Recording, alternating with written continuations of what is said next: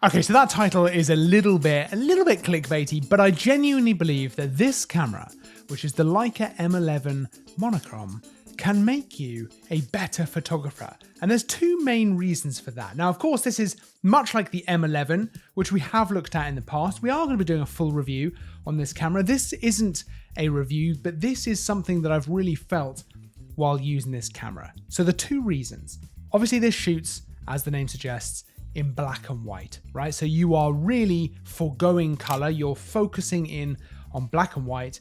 And just like the M11, this is a manual focus only camera. And those two things might initially feel like kind of restrictions, kind of things that are gonna maybe even hold you back a little bit. But actually, I really feel the more I've been using this, that they are probably two things that could actually force you to think about photography in a slightly different way, approach it in a different way, and come away with some perhaps better results than you might otherwise have had, and maybe more of a long-term gain in your photography skills. We're going to get into it. So let's start off by talking about the black and white first. Now, of course, the image quality from this camera is absolutely stunning. I've mostly been using this lens here, which is the 50mm f1.4. Absolutely stunning imagery. And you've got, 60 megapixels to play with. So in terms of detail and all that kind of stuff, it's absolutely stunning. But of course, it's the monochrome version. It's only in black and white. But what that does is it really forces you as the photographer to consider other aspects of the frame, other aspects of the photo that you're going to be taking. So when I normally approach photography, I'm looking for something of interest, right? It might be that I'm thinking about the composition, I might be looking at particularly interesting detail or light, and of course, color, something very interesting and colorful like a rose. Let's say I might take a nice photo of a rose because that's a beautiful red rose. But this, of course, is not going to capture that color. And that really forces you to consider those other aspects. And in particular, I found the composition. Now, the reason that's important is it's kind of removing the distraction of the color, kind of just taking that out of the equation. So to make this a good and interesting photograph, you have to up your composition game. You have to find really genuinely interesting subjects, not just based on color. Maybe you are focusing in on light, but now you're really looking at the contrast between light and dark, the shadows. What kind of contrast is it creating? What kind of story is it telling? And all things that absolutely you can think about when there is color involved as well.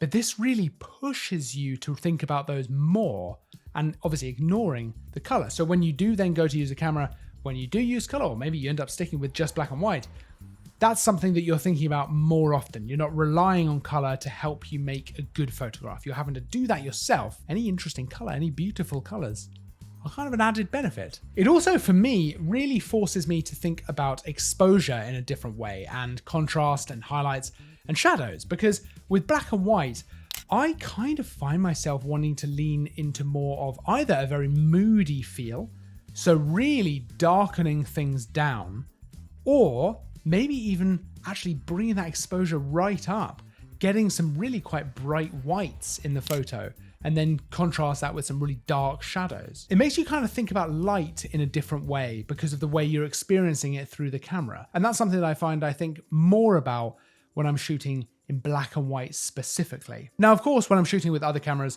I still edit in black and white here and there. I'll still make a photo into black and white if I think that serves the photo the best. But for the most part, when I'm taking the photo, I'm not thinking about it at the time because I'm looking at it in color. Whereas, of course, with this camera, yes, you could look through the kind of rangefinder, viewfinder, and actually see the world. But if you're looking at the back screen, you're going to be seeing in black and white. And I think it can really change the way you view your photos when you're composing them. Now, the other thing about this camera in particular that I think can make you a better photographer is the fact that this is a manual focus only camera. And that means you are completely responsible for making things nice and sharp, making sure everything's in focus the way you want it to be. And if you want to use something like this, the 50mm f1.4, and shoot at f1.4, you're going to have to be very deliberate and precise about what you're focusing on and how you're doing it. Now, of course, there are tools here. We've got focus peaking in camera to make it a little bit easier to make sure you are nailing the focus.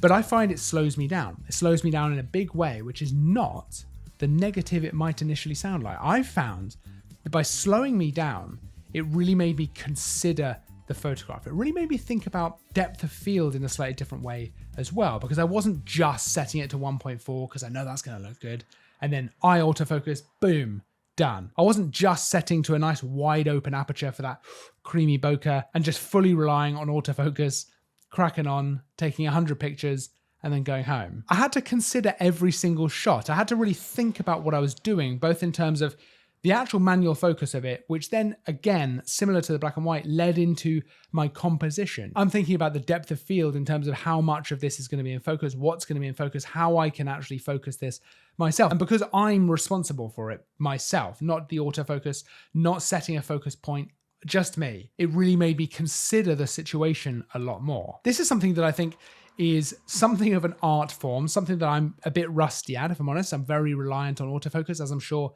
most of us are, to be honest with you. And autofocus these days is so ridiculously good that it is very easy to rely on it. Eye autofocus, eye tracking, it's pretty crazy stuff. And it really does let you focus on other aspects of photography. And that is great. That's a great thing. It's a great tool, but there's something to be said for using just manual focus, learning why things are in focus, what's actually in focus depending on where you move things slightly. It really helps with learning the different apertures and how much depth of field you're playing around with, getting closer to things, moving away from things. It can really help you learn a lot about how you're creating your photographs. And like I said earlier, it slowed me right down, made me think about all of this a lot more. And that's something I can then take with me through my kind of photography journey. It's really the kind of camera that teaches you a lot about photography through the way that you have to use it. I'd love to know if you have any thoughts about this kind of thing, or whether you think that manual focus, black and white are these tools that can help you learn more